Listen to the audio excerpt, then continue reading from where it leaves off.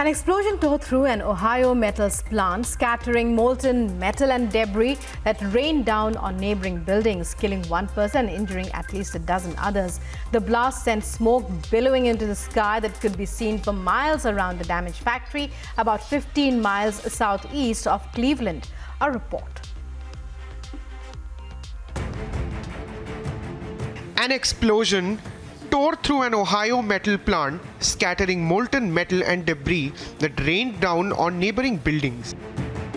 The blast sent smoke billowing into the sky that could be seen for miles around. The explosion drew fire departments from throughout northeastern Ohio. The blast shook the ground and scattered debris for a couple of hundred yards. Thing, you know, boom! I looked over and it was just boom, and then I got a little bit of footage on my phone, but I don't know how good it is. Ridiculous.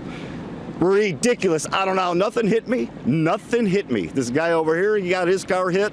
Nothing hit me except a little bit of shrapnel on top of the hood. This tragic incident killed one and injured at least a dozen others.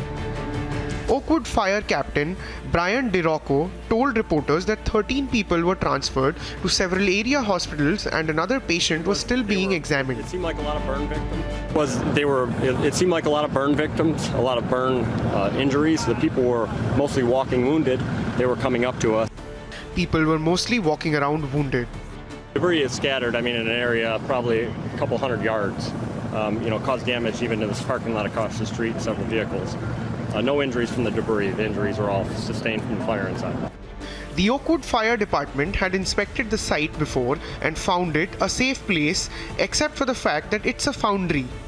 Very safe place except for the fact that it's a foundry, so you're dealing with molten hot metal, so there's always an inherent danger.